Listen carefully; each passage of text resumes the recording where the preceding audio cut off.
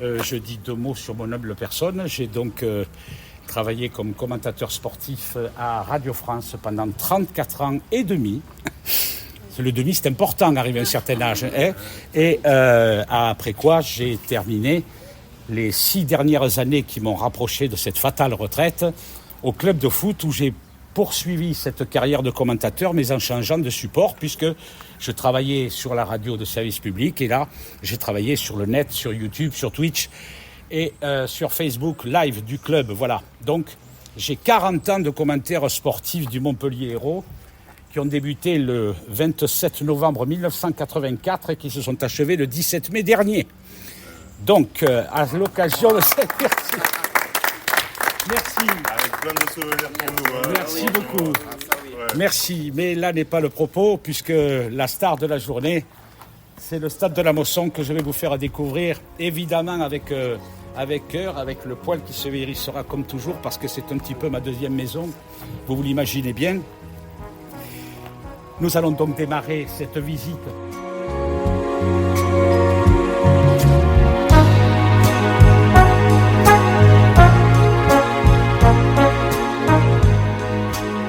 Philippe Sers est une figure majeure du commentaire sportif local à Montpellier. Il est étroitement associé au Montpellier Hérault Sport Club, le MHSC, grâce à Louis Nicolin, un grand patron et le président du Football Club de Montpellier jusqu'en 2017. J'ai suivi Philippe lors de la visite du stade de la Mosson, une occasion de raconter quelques belles anecdotes de certains matchs mythiques, de voyager dans le temps, de parler de son amitié avec Louis Nicolin, de leur passion commune pour le football, leur attachement pour le stade de la Mosson et le club de la Paillade. Récit d'une amitié et de l'ascension phénoménale d'un petit club de foot. Allez, on est parti.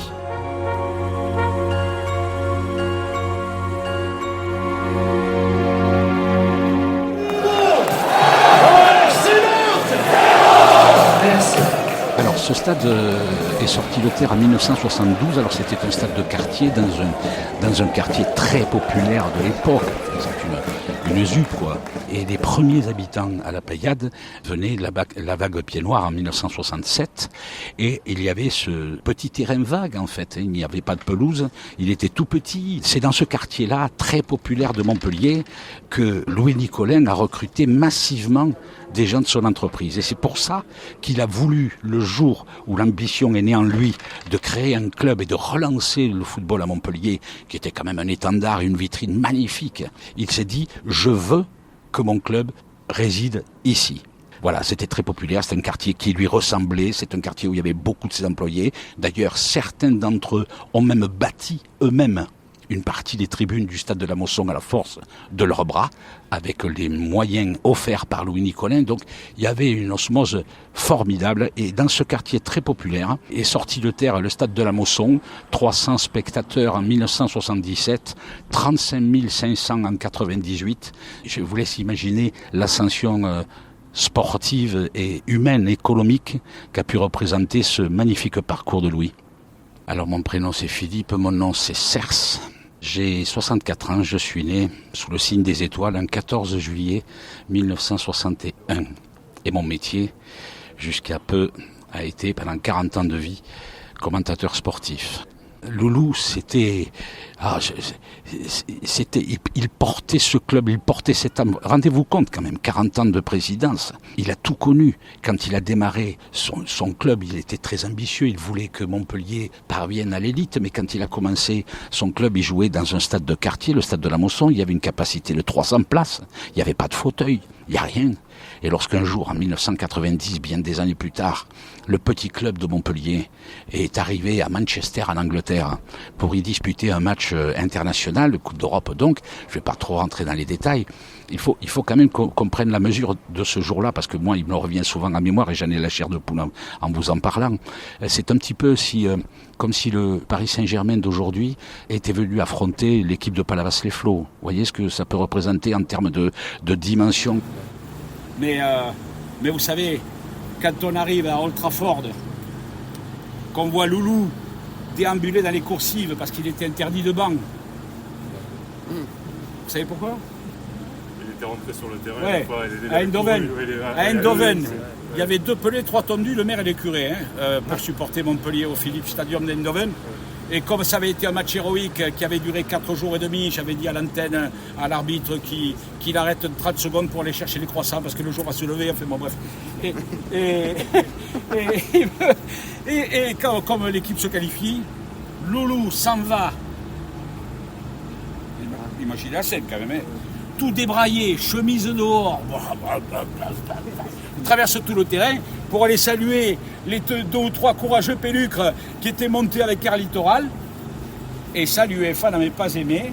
Et cet écart de comportement d'un président lui avait valu 3 matchs de suspension. Ce qui m'a permis de tomber sur lui nez à nez dans les coursives de Manchester à 5 minutes de l'antenne. J'avais descendu, tac, tac, tac, tac, les marches, je l'avais vu, il déambulait comme un gamin perdu. Non mais je suis très sérieux en disant ça. Et je regarde Loulou, j'y fais oh Loulou. Et il me dit, tu vois, mon Cersounet, j'étais en train de penser à où on était. Et tu te rends compte où on est aujourd'hui? Il n'a jamais fini sa phrase. Il avait les yeux embrumés, on dira pudiquement. C'est la seule fois que je l'ai vu dans cet état. Et puis après, dans un registre beaucoup plus festif, je passerai 1 heure à vous raconter, mais je ne le ferai pas. Quand il a dit, bon, Cersounet, comme je ne peux pas aller sur le banc, ben, le match retour à Bucarest, je le commenterai avec toi. Il a commenté le match avec moi à Bucarest. C'était épique, épique. Je n'y croyais pas, on avait quand même prévu, le technicien, etc. J'y croyais pas. Je m'étais dit à un moment donné, à Bucarest, avec les militaires, le protocole, il va se sentir obligé, etc. Pensez-vous. Le match a eu lieu à 13h. Jean Tigana le commentait pour RTL dans un cabine à côté. Il fallait les avoir, les lignes, 1 an après la Securitate et la Révolution. Hein. Bref, je suis là, j'avais quand même le micro-casque, 1h moins 5, 1h moins 10, 1h moins 5. Les technos ont parlé dans un anglais charabia. Bon, je vais y aller tout seul. Quoi. Et à ce moment-là, c'est Loulou. Et il est où, Cersounet?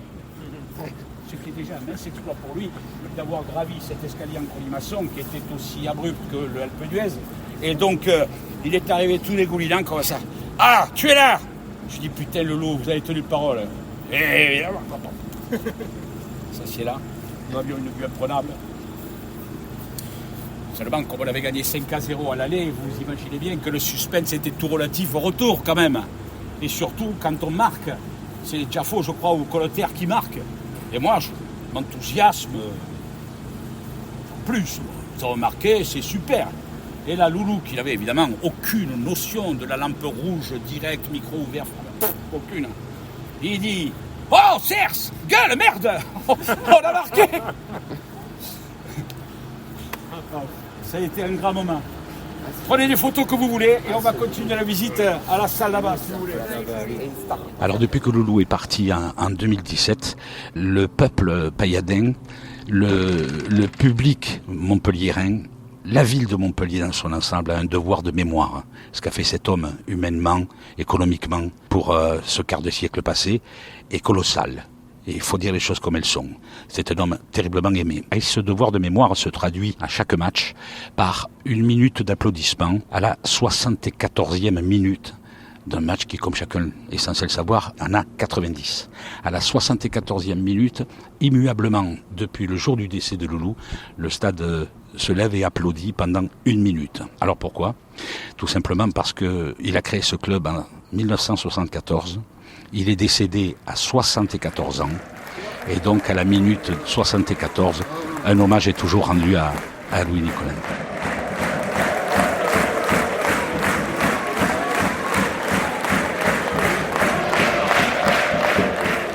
Et voilà ce qui va se passer. Imaginez-vous, bon, je pense qu'il y a assez d'amateurs de football pour comprendre l'écart colossal, abyssal entre l'Olympique de Marseille à l'époque et l'équipe de la Paillade de cette époque-là, pour se dire, bon, mais c'est les charmes de la coupe, les petits poussés, ils vont en prendre comme boule, c'est pas bien grave, on s'en fout, c'est la fête, Bon. Et voilà, pas que. Donc ici, là, il n'y avait pas de filet, il n'y avait rien. Hein. D'ailleurs, derrière le but, à côté du but, il y avait des gens assis en tailleur. C'est-à-dire que le gardien ne pouvait pas prendre son élan pour dégager aux 6 mètres. Les gens étaient assis derrière la ligne de sortie de but.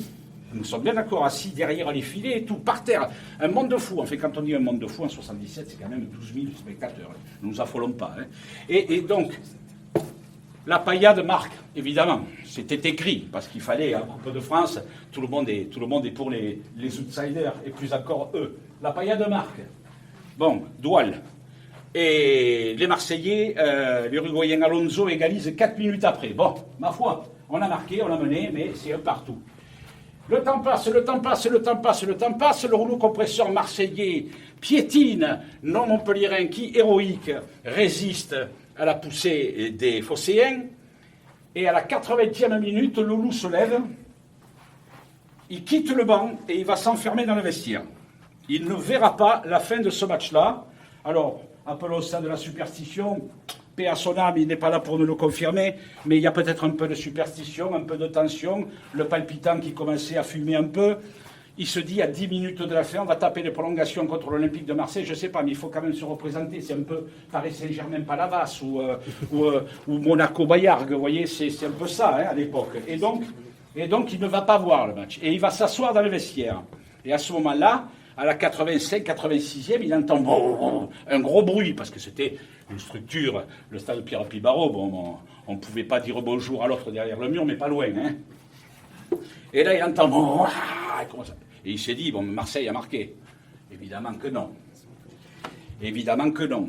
Et c'est ce qui s'est passé. C'est en plus, celui qui marque pour Montpellier le but à la 86e minute, mon grand ami Jean-Marc Valadier est un enfant d'ici, un enfant du pays, il est un enfant du quartier de Saint-Martin, il avait 19 ans et demi, rendez-vous compte, et il va monter par-dessus les épaules du grandissime Jean-François Bracci, qui était le défenseur de Marseille, qui avait plutôt un physique de pivot de basket, il mesurait 3,50 m, et ils ont dû lui faire à la courte échelle, on voit les images sur YouTube, wow, il monte comme ça, bam, tête, but.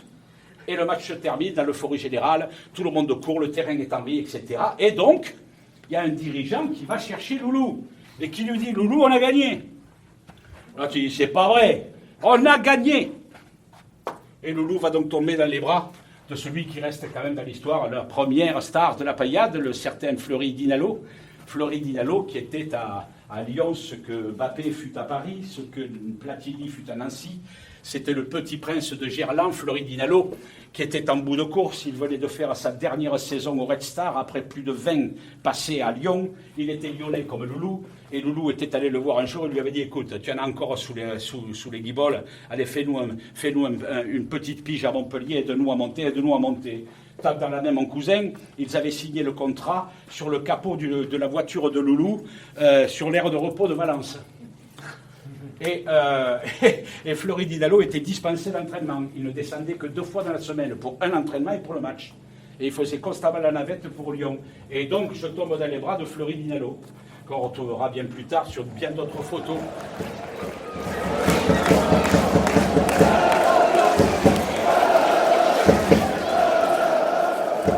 Le dernier match, là, au stade, il y avait des supporters qui avaient, derrière leur maillot, des expressions qui vous citaient. C'est très émouvant parce que c'est au fond l'expression de l'attachement considérable qui m'a souvent dépassé, hein, franchement, hein, des gens pour moi. Parce que j'ai fini quand même, faut arrêter la fausse modestie. La fausse modestie est aussi gênante que la prétention. Et j'ai fini quand même par comprendre qu'au fil de toutes ces années, j'avais quand même capitalisé un certain facteur sympathie auprès des gens. Parce que moi, j'apporte le soleil partout, même quand on perd 3-0, tout le monde s'en fout. L'essentiel, c'est qu'on passe un bon moment, qu'on tripe, qu'on vive, qu'on respire, qu'on crie ensemble. Alors, oui, les gens m'ont aimé, oui, les gens continuent à m'aimer. Il y en a qui font une collection sonore de mes meilleures expressions. Les buts repassent à l'appel sur tous les réseaux. Et là, je vois, samedi soir, un couple. Alors en plus de ça, c'est marrant parce qu'ils sont orléanais. Un couple avec des maillots qu'ils ont fait floquer exprès, parce qu'ils n'existent pas dans le commerce. Hein. Voilà, je suis zinzin je deviens fou. Ça, c'est une expression que j'avais sortie, mais j'ai pensé à ça parce que je m'en serais voulu de ne pas le citer. Je suis très De Funès que moi aussi. De Funès est mon maître aussi. Et alors, je suis zinzin, je deviens fou, je suis zinzin. Ça, c'est Louis de Funès. Je l'ai sorti le jour où Souleymane Camara, le bien nommé dont je parlais tout à l'heure, va marquer un but légendaire contre le Paris Saint-Germain. Et là, je suis fou, je suis zinzin. Je ne suis pas en train de commenter le but de Souleymane Camara. En revanche, que crois-tu que les gens se sont dit dans la tribune au moment où Souleymane Camara réussit cet exploit planétaire de marquer contre Paris? Mais c'est pas possible, je suis zinzin, je suis fou. Voilà. Les gens ont pensé ce que j'ai dit.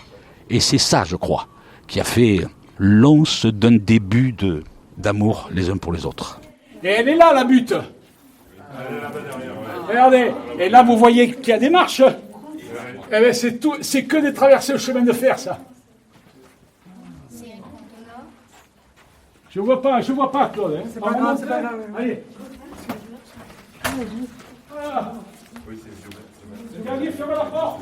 Votre joueur préféré?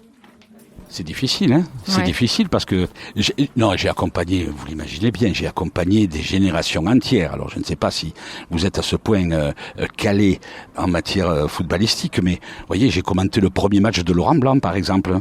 Des générations, j'en ai accompagné en 40 ans, comprenez bien. Moi, j'en vois aujourd'hui qui sont dans l'organigramme du club. J'ai commenté leur premier match.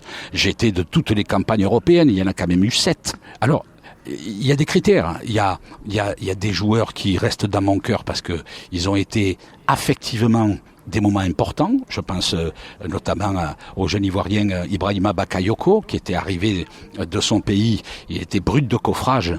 C'était un mec génial. Il avait marqué 3 buts à Lille en 6 minutes. Et puis, c'était quelqu'un de très affectif. Loulou le prenait sous son épaule. Et il le chouchoutait vraiment, Ibrahima Bakayoko. Formidable. Un joueur, un talent pur.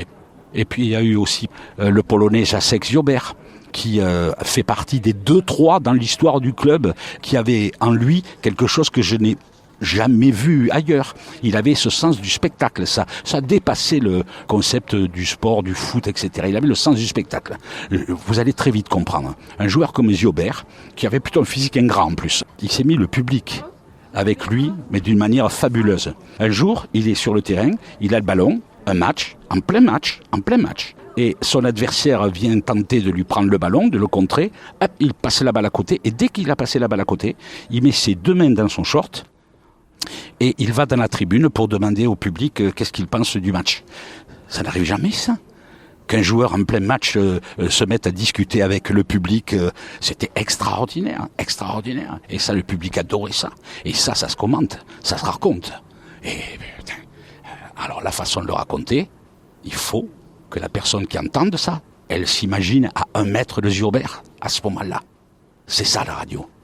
La radio, c'est magique ou c'est rien. Mais il n'a pas été sanctionné? Non, il n'a pas été sanctionné. Mais maintenant, il serait sanctionné. Ah mais maintenant, ça se ferait pas, parce que aujourd'hui, les joueurs de foot, ils sont trop obnubilés par leurs statistiques personnelles, leur nombre de buts, combien de mètres ils vont parcourir dans un match. Les chiffres assèchent la passion. Voilà. Votre stade préféré, en France et à l'international? Bon, de cœur, je vais dire la Mosson, même si ce stade est maintenant totalement obsolète, et j'estime qu'au regard de son histoire, le club de Montpellier et la ville en général mériterait bon sang de bonsoir qu'il y ait un nouveau stade. Et ça, je ne comprends pas que Montpellier, une ville aussi moderne, aussi ouverte, ne se soit pas dotée encore d'un nouveau stade, parce que moi, des villes, j'en ai fait. J'ai fait des millions de kilomètres en 40 ans, et j'aime autant vous dire que j'ai vu des villes de bien moindre importance que Montpellier, et qui ont des stades incomparablement plus moderne. Le stade de la Mosson est chargé d'histoire, mais il est totalement obsolète. Alors évidemment, de cœur, je ne peux pas ne pas le citer dans la mesure où c'est ma 2e maison. J'y ai passé plusieurs décennies et il est chargé d'histoire. Bon, après, il y a de très très beaux stades. Moi, je me souviens qu'en 2012, j'ai vu la Veltins Arena de Schalke en Allemagne. C'est un palace, c'est Versailles, c'est d'une modernité. Le stade de la Mosson à côté, c'est un cagibi, quoi. Voilà. Après, il y a le mythique Parc des Princes, qui est un peu vieillissant architecturalement par là, mais là aussi, qui parle beaucoup. Le stade Old Trafford que j'ai connu à Manchester, qui est quelque chose de très tripant, quoi. Et puis après, il y a tellement d'autres stades, mais on y passerait la journée. Votre entraîneur, celui qui vous a marqué? Alors, très récemment, il y en a un qui m'a beaucoup marqué par son humanité, par la justesse de son propos, par la clarté, la clairvoyance dont il fait preuve, c'est Jean-Louis Gasset.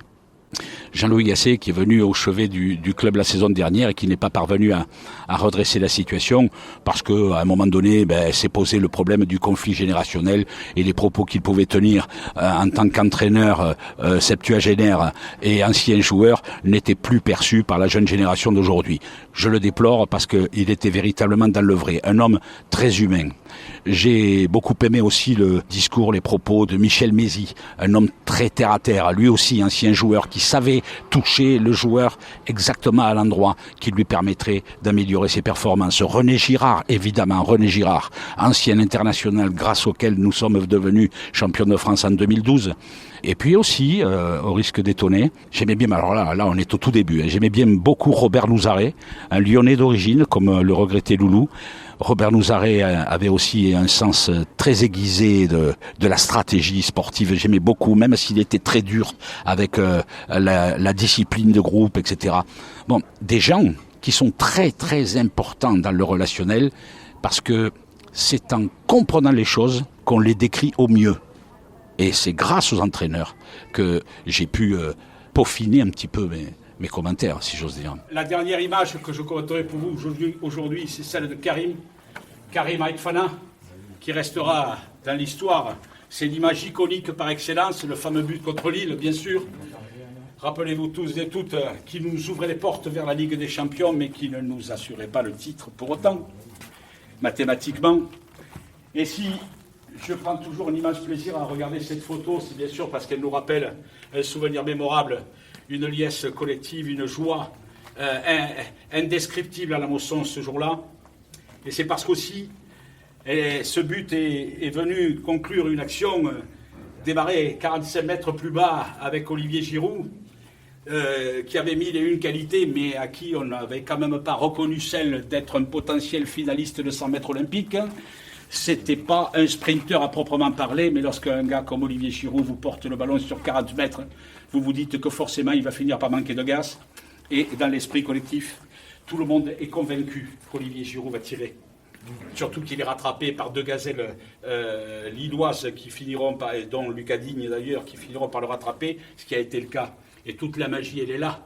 C'est que j'ai toujours été, même si certains d'entre vous ce matin peuvent me prouver le contraire, eh bien, qu'ils ne me le disent pas. Je veux rester dans ce mythe-là, dans ce rêve-là, que ce jour-là, 99% des gens à la Paillade n'ont pas vu Karim.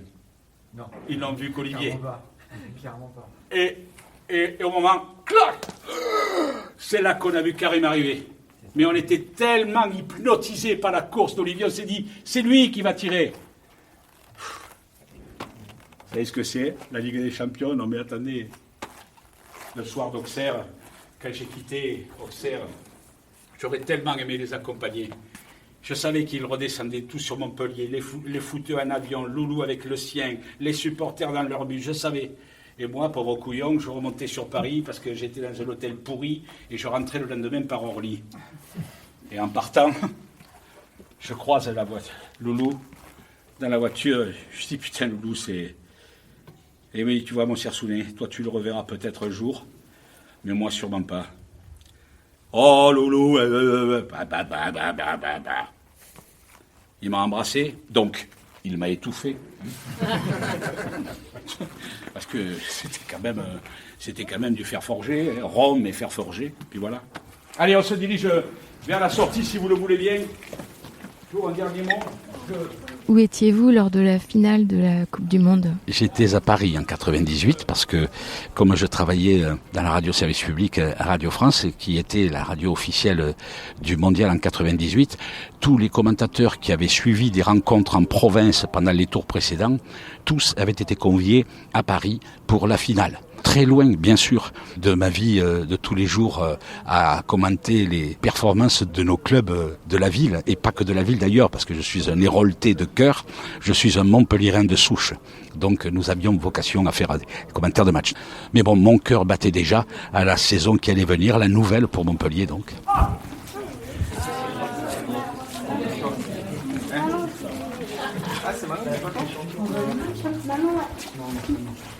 Bon, j'ai coutume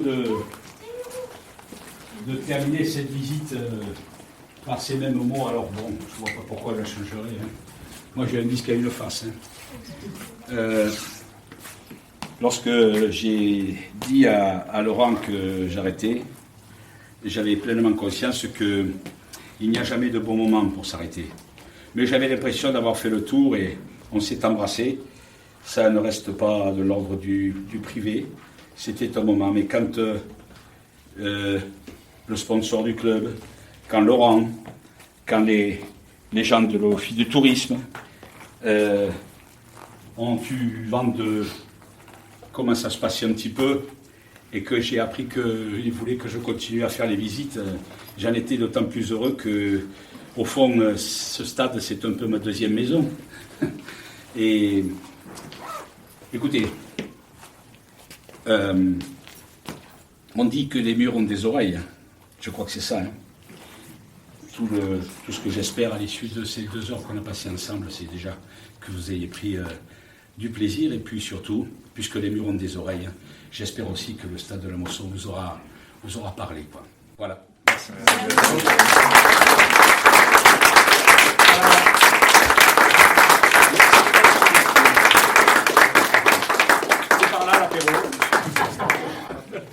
Voilà, merci beaucoup. Je vous dis meilleure visite de stade que j'ai jamais fait. Oh, ben écoutez, on en a fait. Ouais, on en a fait quelques-uns. C'était vraiment super.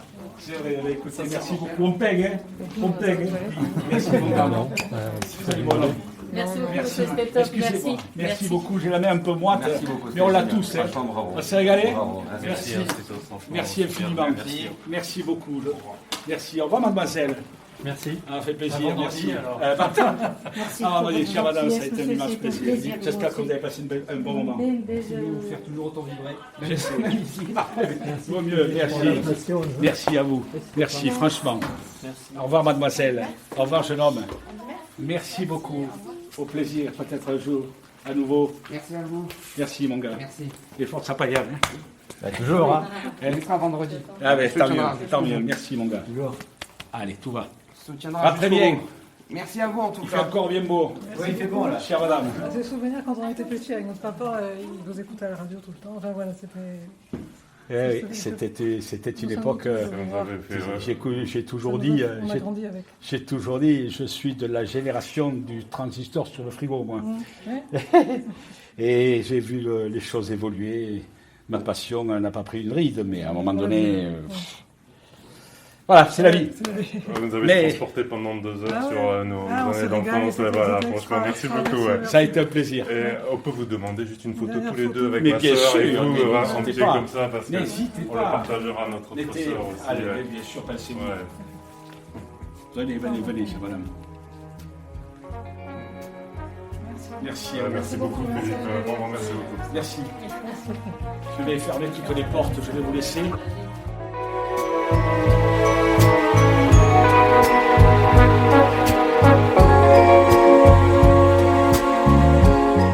C'était Ma vie en rose. Merci infiniment à tous ceux qui m'ont aidé à réaliser ce portrait sonore.